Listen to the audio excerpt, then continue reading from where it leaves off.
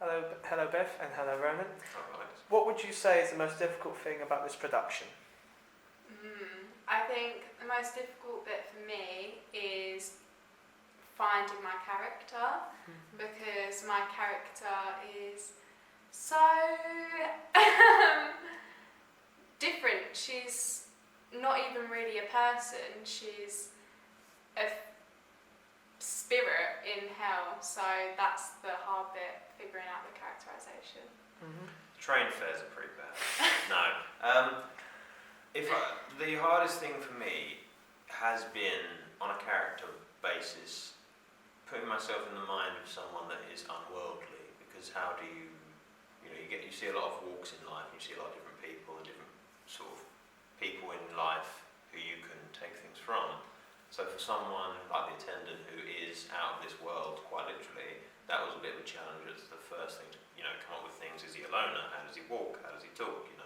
Those kind of questions you ask yourself. Over time, however, I've started to apply different bits from different pieces of fiction and real life, and that's what sort of... So initially it was that challenge of getting into the mindset of a fictional character, as odd as it sounds. Would you say you have the traits of your characters in you? There is one trait that I feel like I do have in me, which is the needy part. Because I can be a really needy person, and my character's really, really needy. But I like to think not. I don't want to think that I'm up my own arse, but you never know what people think of you. So, so no, I only think the needy one. I mean, my character's a bit of a horrible person. I hope I'm not anything like him. But there are the sort of teasing playfulness in him is something that I bring out in my own personality, because I can be quite a bit of a wind-up. I mean, I hide it well, but no. But no, that sort of playfulness that he has with the characters, the way he plays about with their lives, that's sort of, for me, what I've looked at how I treat people in my own life when I'm joking with them, and I've tried to apply that to my character. So I'd say, teasing. What's been the best thing about this production so far? The best part is probably the warm-ups. No.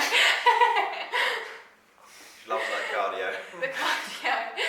No, the best part's probably going through the process with everyone. It's really interesting to see everyone's character develop and see the mindset that everyone's in, at the beginning of the rehearsal compared to the end, because it's a play that really gets you thinking. And so it's probably the rehearsal process and just seeing everyone's characters build. Probably, I'd say a similar thing, like the blocking of each scene, how different people tackle things. What's been interesting for me is to get the script, read it how I would do it, and every single character I'm thinking, what would I do if I was Erin? What would I do if I was Ivy?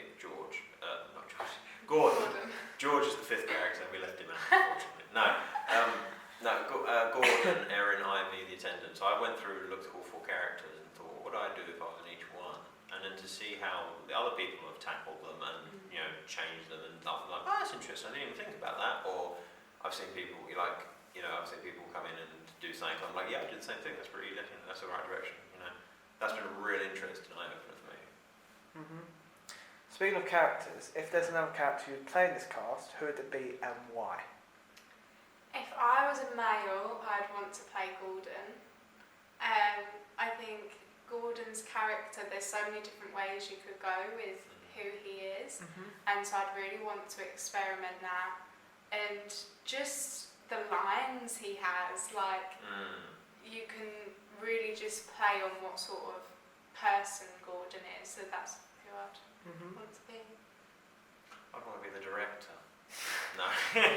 I'd like to play Gordon. Gordon's got quite a lot of interesting ones, but I would love to play Erin. Erin's got a monologue in the script that I fell in love with, I'm going to be honest, and I'm tempted to use it for auditions. Is it the foggiest idea one? Yeah. I like that one too. Yeah, You know, our lovely Erin here. I did audition for the part, but I didn't get it.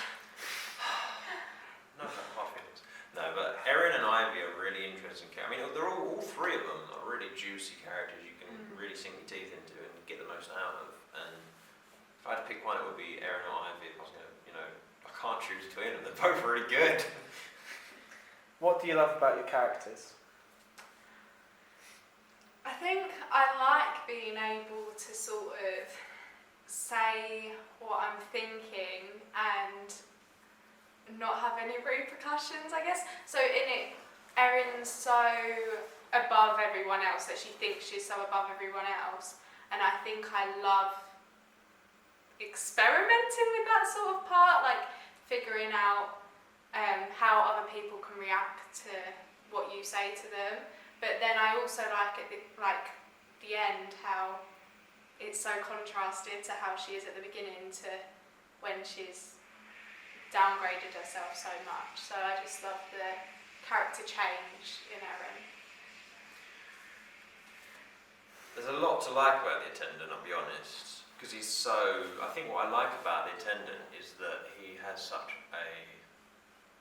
He doesn't have much lines, so he isn't so set in stone with who he is as a person. There is no exposition or any lines where he tells people who he is. The closest thing we know about him, or the only really thing we know about him, is when he mentions that he has an uncle, which but that could be a lie for all we know, because he is this. I like the mysteriousness behind him is what I love, because I've got quite a big imagination.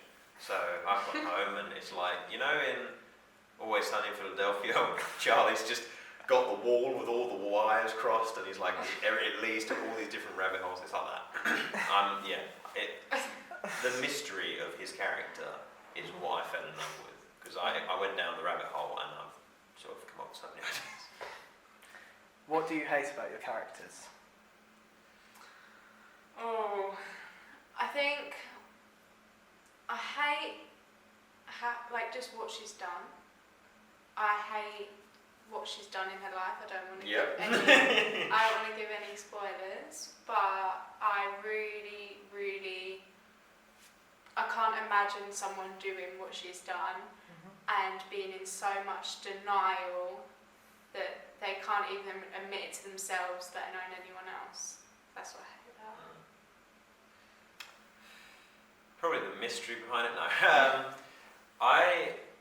Actually, that would probably be my answer, because as much as I love the Attendant for his mystery, it adds, I have nothing to really fall back on as to where I am. So I've almost had to invent my own backstory and come up with my own character from scratch, in a way. I've had the assistance of the original play No Exit, which I've gone back and looked at.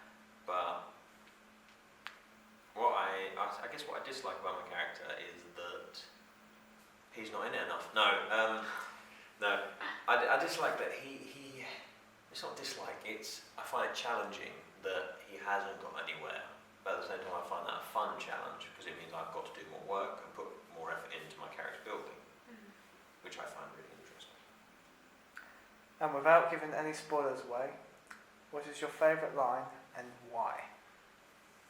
My favourite line is, "Mr. Gordon, you're sitting on my sofa." Just because every time we've said it in rehearsal, we always laugh, so it always brings a good atmosphere into the room. And I just love that she thinks she has so much power that she can literally be like, "Excuse me, you're sitting next to me, who do you think you are?" So that's my favourite. This is my sofa. There are many like it, but this one is mine. My favourite line is probably, "We cater for all sorts," because I love the ambiguity of that line when he says "we cater for all sorts," because it really gets your mind thinking, well, who else is in this place, this plane of existence, which of course later on are a few celebrities. No, but it gets you your mind racing, or at least it did for me, when he says "we cater for all sorts." The irony there is beautiful, because they're not catering for anyone, because it is, spoiler alert. No, but because of where they are, I can't say for the spoilers, but because of where they are, it's it's just a beautiful line. It's really juicy. That would be my favourite line. We cater for all sorts. It's like food as well. Like Yeah, food's good. It's a necessity. That's a really good one. Lovely. Thank you very much.